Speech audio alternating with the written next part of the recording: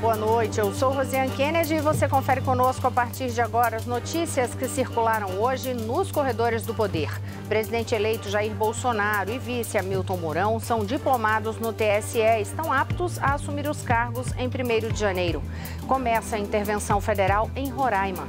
Os detalhes você confere conosco a partir de agora aqui diretamente de Brasília, pela TV Brasil, pela Rádio Nacional e emissoras públicas de todo o país. Jair Messias Bolsonaro e Hamilton Mourão foram diplomados hoje no Tribunal Superior Eleitoral e estão aptos a tomar posse nos cargos de presidente e vice-presidente da República no dia 1º de janeiro. A cerimônia foi realizada no Tribunal Superior Eleitoral. Começou às 4h28 da tarde. A presidente do TSE, a ministra Rosa Weber, fez a abertura e leu a diplomação de Bolsonaro, tendo ao lado dela, inclusive, uma tradutora de Libras, Elisângela Castelo Branco, a mesma que fez a tradução em Libras do discurso de Bolsonaro quando ele recebeu o resultado de vitorioso nas eleições. Confira a diplomação de Bolsonaro. Pela vontade do povo brasileiro expressa nas urnas em 28 de outubro de 2018, Jair Messias Bolsonaro, candidato pela coligação Brasil acima de tudo, Deus acima de todos, PSL-PRTB, foi eleito presidente da República Federativa do Brasil.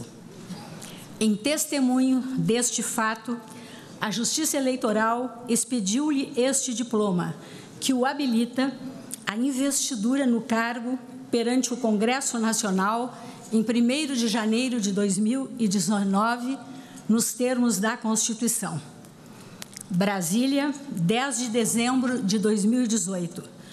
197º da Independência e 130º da República. Ministra Rosa Weber, presidente. Muito obrigado. É isso aí.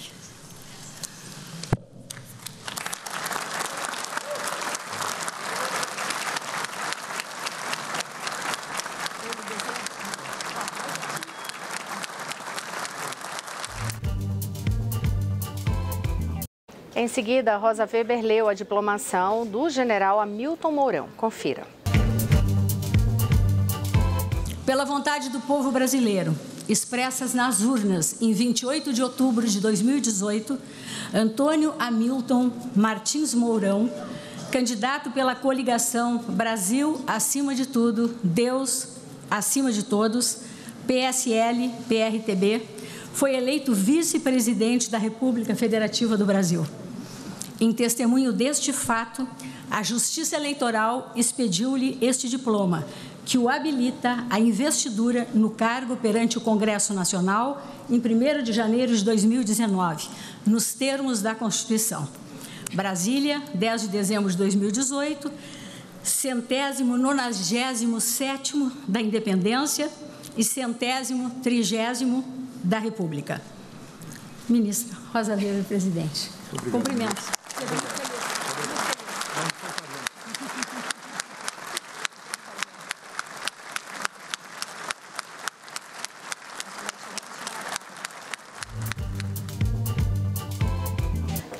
E logo depois, Jair Bolsonaro discursou.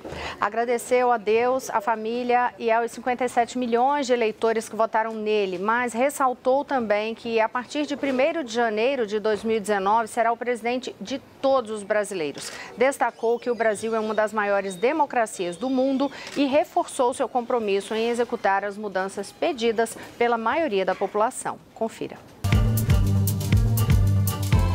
A partir de 1º de janeiro, serei o presidente dos 210 milhões de brasileiros. Governarei em benefício de todos, sem distinção de origem social, raça, sexo, cor, idade ou religião. Com humildade, coragem e perseverança e tendo fé em Deus para iluminar minhas decisões, me dedicarei dia e noite ao objetivo que nos une: a construção de um Brasil próspero, justo, seguro e que ocupe o lugar que lhe cabe entre as grandes nações do mundo. Esse é o nosso norte. Esse é o nosso compromisso. Senhoras e senhores, somos uma das maiores democracias do mundo. 120 milhões de brasileiros compareceram às urnas de forma pacífica e ordeira.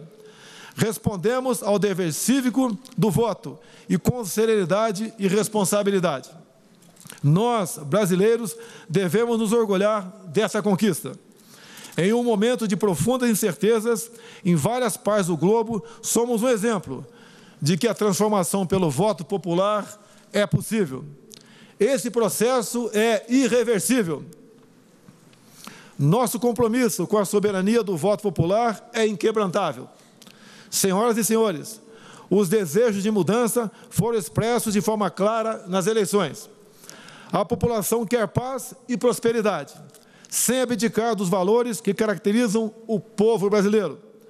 Nossa gente é trabalhadora, constituída por homens e mulheres, por mães e pais, que criam seus filhos com suor e dedicação, tendo todos a esperança de uma vida digna. Gente que não mede esforços para obter o sustento de seus familiares. Gente que precisa de um governo que garanta condições adequadas para desenvolver seu potencial com liberdade e criatividade.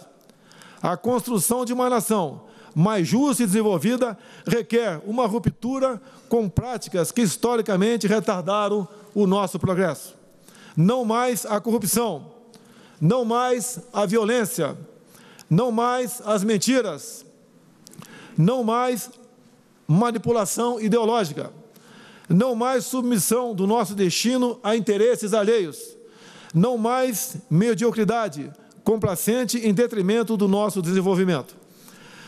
Todos conhecemos a pauta histórica de reivindicações da população brasileira: segurança pública e combate ao crime, igualdade de oportunidade com respeito ao mérito e ao esforço individual. Todos sabemos disso, mas ainda não conseguimos oferecer à população o que lhe cabe, por dever do Estado.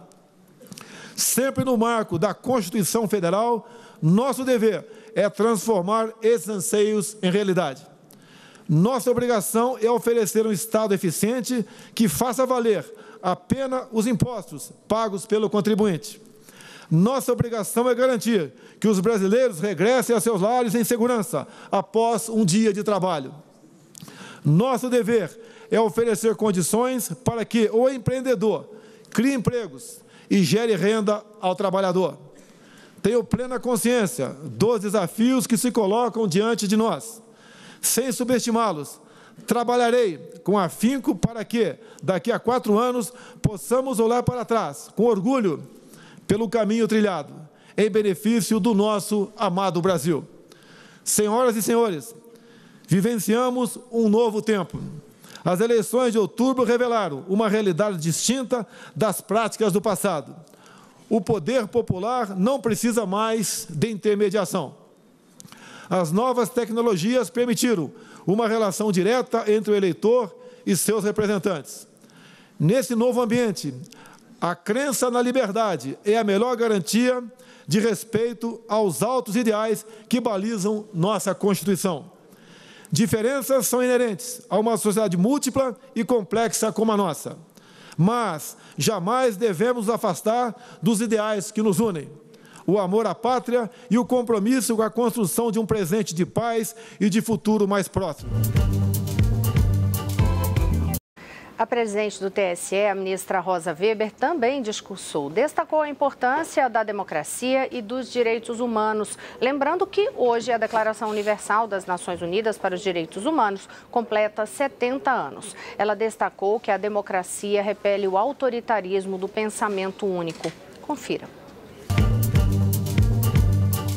Democracia é também exercício constante de diálogo e de tolerância, de mútua compreensão das diferenças, de sopesamento pacífico de ideias distintas, até mesmo antagônicas, sem que a vontade da maioria, cuja legitimidade não se contesta, busque suprimir ou abafar a opinião dos grupos minoritários, muito menos tolher ou comprometer-lhes os direitos constitucionalmente assegurados.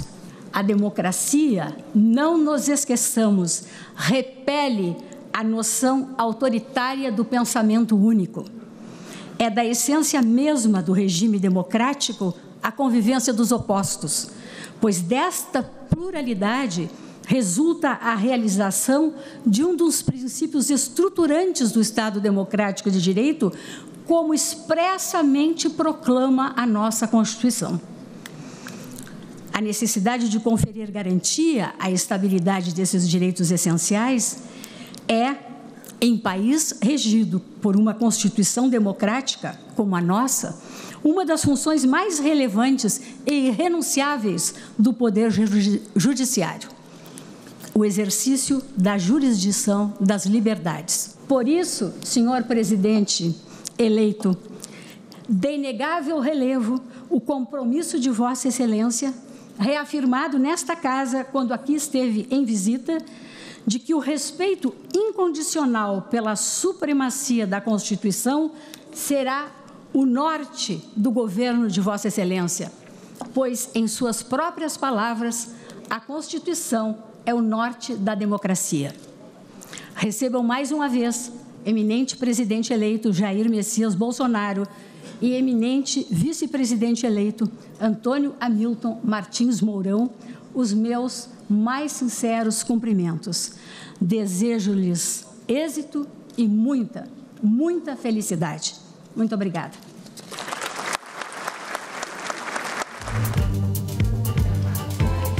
Olha, e a diplomação é uma etapa indispensável para os candidatos eleitos tomarem posse. Ela confirma que o político escolhido cumpriu todas as formalidades previstas na legislação e está apto a exercer o mandato. Bolsonaro chegou em Brasília hoje pela manhã e a previsão é de que ele permaneça na capital federal até a próxima quinta-feira. Ele terá várias reuniões de trabalhos da transição de governo, entre elas vai receber bancadas dos partidos, inclusive da própria sigla, o PSL. E o presidente eleito Jair Bolsonaro também concluiu as indicações de sua equipe ministerial. Os 22 nomes já foram apresentados. A última indicação foi apresentada no fim de semana, foi a do ministro do Meio Ambiente. O anúncio, portanto, feito no fim de semana, e quem vai trazer detalhes para a gente é Carolina Pimentel, editora da Agência Brasil. Boa noite, Carol. Boa noite, Rosiane. Bem, o presidente eleito Jair Bolsonaro, ele seguiu aquele formato que ele vinha adotando, né, de confirmar a indicação por meio das redes sociais. Então, Jair Bolsonaro anunciou o administrador e advogado Ricardo de Aquino Salles como ministro do Meio Ambiente. O futuro ministro é formado em Direito pela Universidade Presbiteriana Mackenzie, fez pós-graduação na Universidade de Coimbra e de Lisboa, em Portugal, e também fez especialização em Administração de Empresas pela Fundação Getúlio Vargas. Ele foi secretário de Meio Ambiente de São Paulo de 2016 a 2017. Também foi secretário particular do então governador de São Paulo, Geraldo Alckmin, entre 2013 e 2014. Participou da fundação do movimento Endireita Brasil, que ficou conhecido por criar o Dia da Liberdade de Impostos em São Paulo. Neste ano, ele foi derrotado ao tentar uma vaga de deputado federal por São Paulo. Rosiane. Esse, então, é o perfil aí do futuro ministro do Meio Ambiente. E se você quiser conferir o quadro completo dos 22 nomes, lembrando que 20 serão cargos fixos de ministro e os outros 2 depois deixam de ser, que é no caso da AGU, né, Advocacia Geral da União, e do Banco Central, é só entrar lá no site agenciabrasil.abc.com.br, tem o perfil e o nome de todos eles. E eu aproveito que a gente está falando do governo Bolsonaro e sobre essa equipe para falar da minha entrevista hoje no programa Conversa com Rosiane Kennedy. Eu converso com o senador eleito pelo PSL de São Paulo, Major Olímpio. Ele é presidente do PSL em São Paulo, ganhou força na sigla este ano ao ter mais de 9 milhões de votos, maior votação de São Paulo. Com isso, chegará ao Salão Azul com o cacife para pleitear cargos de destaque do partido. Agora, Major Olímpio concedeu essa entrevista ao programa Conversa com Rosiane Kennedy um dia antes de vir a público o bate-boca no grupo do WhatsApp do PSL por protagonismo na sigla. Confira o que ele fala a respeito dessa possibilidade de ter mais destaque, cargo de destaque na legenda. Eu me sinto preparado para um dia, ou talvez agora, dirigir a casa, ser líder de partido, ser líder do governo. Simplesmente uma coisa, não sou eu quem vai definir isso. Eu nem me insiro, fico de oferecido, também não me omito. Se houver um entendimento que eu possa ser alguém para auxiliar nesse processo, muito bem. Se não, a única certeza que eu tenho, eu serei um dos 81 votos de senador. O programa Conversa com Rosiane Kennedy vai ao ar logo mais às 9h15 da noite. E agora vamos conferir outras notícias sobre o presidente eleito Jair Bolsonaro. Quem traz os destaques para a gente é Leandro Martins, que está nos estúdios da Rádio Nacional. Boa noite, Leandro.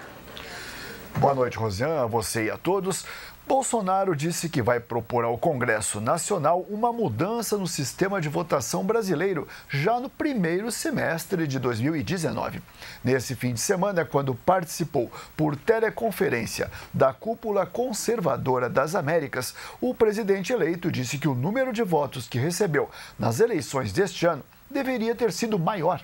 Ele não chegou a explicar como vai ser feito esse projeto, mas disse que o objetivo é aperfeiçoar o sistema eleitoral do país. Segundo Bolsonaro, a possibilidade de fraude é uma desconfiança de muitos brasileiros e não é porque ele ganhou que dá para confiar no processo de votação. Afirmou ainda que o que está em jogo é a liberdade dos brasileiros. E o presidente eleito também falou que deve remarcar a cirurgia para a retirada da bolsa de colostomia, marcada para 19 de janeiro. Isso porque ele pretende ir ao Fórum Econômico Mundial em Davos, na Suíça, no dia 21.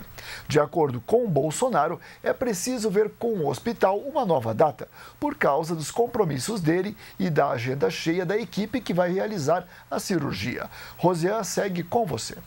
Obrigada, Leandro. Eu já estou de volta aqui ao lado de Carolina Pimentel, que ela tem informação de que o futuro ministro da Justiça, Sérgio Moro, né, Carol, disse hoje que não cabe a ele dar explicações sobre relatório do Conselho de Controle de Atividades Financeiras, o COAF, que aponta movimentação financeira atípica de um ex-assessor do deputado estadual e senador eleito Flávio Bolsonaro, que é do PSL de São Paulo, filho do presidente eleito Jair Bolsonaro. Sérgio Moro avaliou, inclusive, que é inapropriado, né, um ministro da Justiça opinar sobre casos concretos.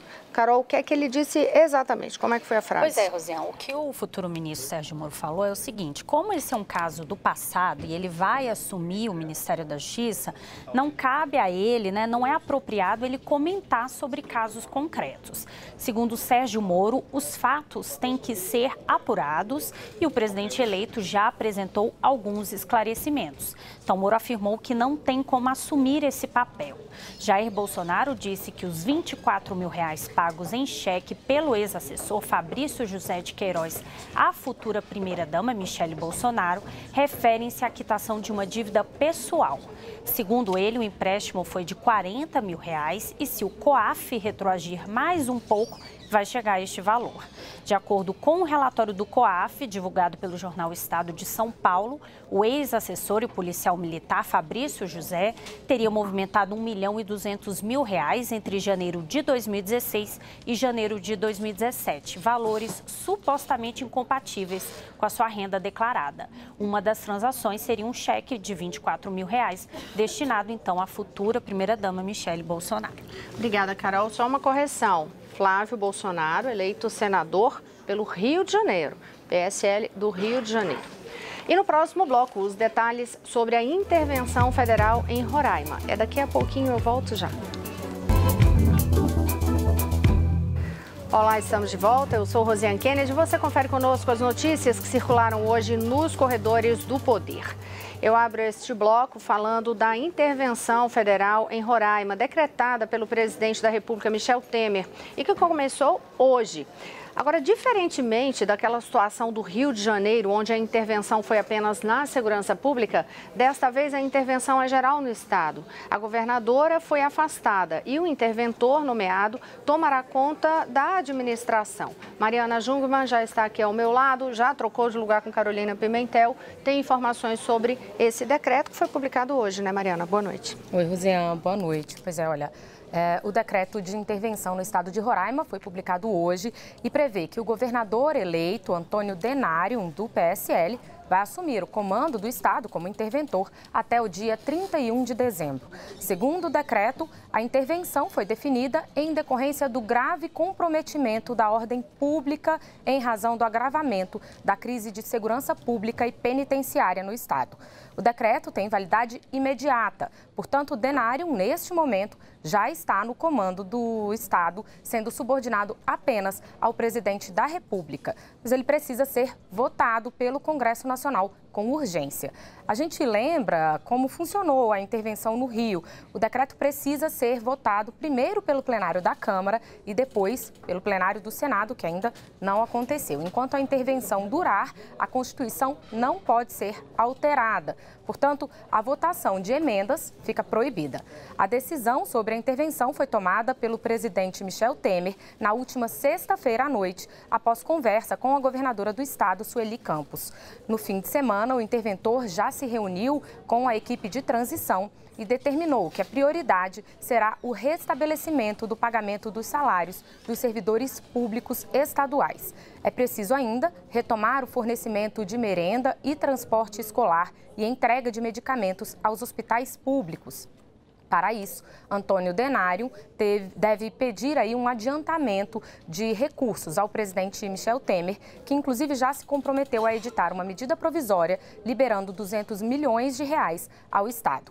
Em razão dos salários atrasados, agentes penitenciários e policiais civis estão paralisados e as esposas dos policiais militares fazem protestos, bloqueando as saídas dos batalhões. Dentro dos presídios, a situação preocupa porque não há separação dos detentos, nem combustível para levar os presos para audiências e a comida, além de insuficiente, muitas vezes é azeda, segundo o Ministério Público. Inclusive, por isso, a Procuradora-Geral da República já tinha pedido a intervenção no Estado por causa da situação dos presídios e os Conselhos da República e de Defesa Nacional também ratificaram a decisão em favor da intervenção. Rosiane.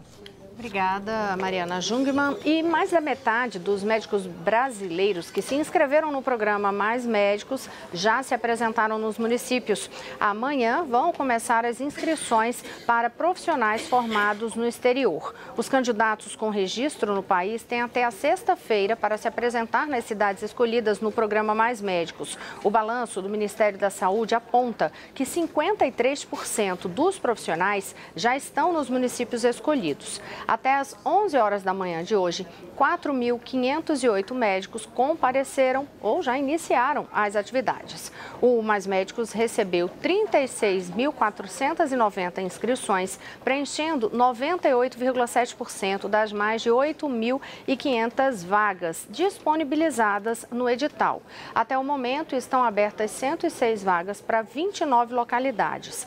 Na próxima segunda-feira, dia 17, será feito um balanço dessas vagas disponíveis e que soma aí as desistências e aquelas que não tiveram procura. Depois disso, os profissionais com registro no país têm nova chance para se inscrever no programa e escolher os municípios nos dias 18 e 19 de dezembro. O Ministério da Saúde já comunicou que, em caso de necessidade, vai realizar novas chamadas até que o quadro de vagas do programa esteja completo. E os profissionais brasileiros e estrangeiros formados no exterior e sem registro no Brasil têm de amanhã até sexta-feira para enviar a documentação ao Ministério da Saúde. São exigidos 17 documentos, entre eles o reconhecimento da instituição de ensino pela representação do país onde os profissionais se formaram. A partir do dia 20, brasileiros sem registro no país poderão escolher as vagas disponíveis. E aí, todo esse restante do calendário você pode conferir no site da Agência Brasil, agenciabrasil.abc.com.br. Agora vamos à redação da TV Brasil no Rio de Janeiro conversar com Maurício de Almeida, que tem uma informação boa, importante aí sobre a recuperação do Museu Nacional, né, Maurício? Boa noite. É isso mesmo, Rosiane, boa noite. Foi um dia de boas notícias para o Museu Nacional. Arqueólogos que procuram peças do acervo no meio das ruínas do palácio, da Quinta da Boa Vista, que pegou fogo no dia 2 de setembro, mostraram hoje alguns itens que já foram encontrados. São peças de cerâmica das tribos Carajás, Tupi-Guarani e Marajoara, que representam um importante registro da cultura pré-colombiana. Essa coleção também pertencia ao imperador Dom Pedro II. Os pesquisadores falaram que estão otimistas com o trabalho e acreditam que ainda vão localizar outras peças. A busca por itens do acervo acontece paralelamente à reconstrução da cobertura do prédio. O escoramento do museu segue e deve ser entregue até março do ano que vem. A outra boa notícia está ligada com as obras. O governo alemão doou hoje 180 mil euros para o Museu Nacional e existe a expectativa de outros aportes até um teto de 1 milhão de euros, cerca de 4 milhões e meio de reais. Essa verba vai ser investida na restauração do local. O Museu Nacional ainda deve receber da União cerca de 55 milhões de reais para os projetos de recuperação estrutural da fachada do palácio. Para o diretor do museu, o professor Alexander Kellner, outras articulações são necessárias, não só para dar continuidade à etapa de recuperação do acervo, mas para efetivamente iniciar a reconstrução do prédio. No ano que vem, a direção espera reabrir o museu de forma parcial para exibir itens que já foram recuperados e peças do acervo que não estavam no palácio que pegou fogo. Rosiane. Obrigada, Maurício de Almeida. Ainda sobre o Rio de Janeiro, eu convido você a entrar lá no site agenciabrasil.abc.com.br porque tem novidades sobre a Operação Lava Jato e, no caso, a prisão do prefeito de Niterói. Entra lá e confere os detalhes e outras notícias no Repórter Brasil daqui a pouquinho. Boa noite a todos, eu te espero aqui amanhã. Até lá.